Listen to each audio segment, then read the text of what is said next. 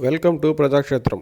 వైసీపీలో జరుగుతున్న టిక్కెట్ల మార్పులు చేర్పులు, టీడీపీ జనసేన మధ్య పొత్తు నేపథ్యంలో ఎన్నికలు సమీపిస్తున్న కొద్దీ వైసీపీలో టిక్కెట్లు రాని నేతలు టీడీపీ జనసేన పార్టీలోకి వరుస కడుతున్నారు. వైసీపీ నేతల చేరికపై సానుకూలంగానే ఉన్న టీడీపీ ఇప్పటికే బలమైన టీడీపీ నాయకులు ఉండడంతో కాస్త జాగ్రత్తగా వ్యవహరిస్తున్నట్టు ఉంది.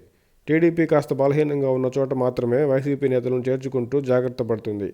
అయితే జనసేన పార్టీలో పరిస్థితి అందుకు భిన్నంగా ఉన్నట్టు కనిపిస్తుంది. గోదావరి జిల్లాలతో పాటు ఉత్తరాంధ్ర జిల్లాలో బలంగా ఉన్న జనసేన చాలా చోట్ల ఇప్పటికే బలమైన నేతలు దశాబ్దానికి పైగా ప్రజల్లోనే ఉన్నారు. ప్రస్తుతం వైసీపీ చేస్తున్న మార్పులలో టికెట్ రాని నేతలు ముఖ్యంగా జనసేన వైపు చూస్తున్నారు. ఇప్పటి వరకు ఇతర పార్టీల నేతలను పెద్దగా చేర్చుకోకపోవడానికి ప్రధాన కారణంగా తనను ఉపయోగించుకుని జనసేన నుంచి కొత్త తరం నాయకులు తయారవ్వాలనేది పవన్ కళ్యాణ్ గారి ఉద్దేశంగా పలు సందర్భాల్లో ఆయన చెప్పడం జరిగింది. అయితే ఎన్నికల్లో ప్రభావం చూపే చాలా అంశాల కారణంగా ఇతర పార్టీల నుంచి నాయకుల చేరికను స్వాగతించాల్సిందే అయినా జనసేనలో చేరికల పట్ల పవన్ కళ్యాణ్ గారు కొంత జాగ్రత్తగా ఉండాల్సిన అవసరం కనిపిస్తుంది.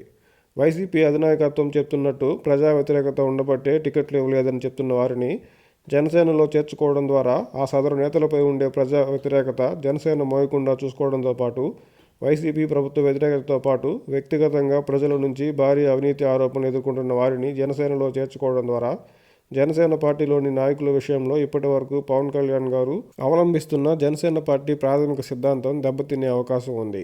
ఆయా ప్రాంతాలలో జనసేన పార్టీ అభివృద్ధికి కొంతైనా ప్రజలు మేలు కోరి చేరే నాయకులకు జనసేనలో అవకాశం ఇవ్వడం మంచిదే అయినా వ్యక్తిగతంగా ప్రజల్లో వ్యతిరేకత, అవినీతి ఆరోపణలు ఉన్న గూడూరు ఎమ్మెల్యే వరప్రసాదరావు గారు అలాంటి కొంతమంది నేతలను జనసేన దూరంగా పెడితేనే మంచిది. ఒక్క ముక్కలో చెప్పాలంటే జనసేన పార్టీ వైసీపీలో టికెట్లు రాని వారికి రాజకీయ పునరావాస కేంద్రంగా మారకూడదు.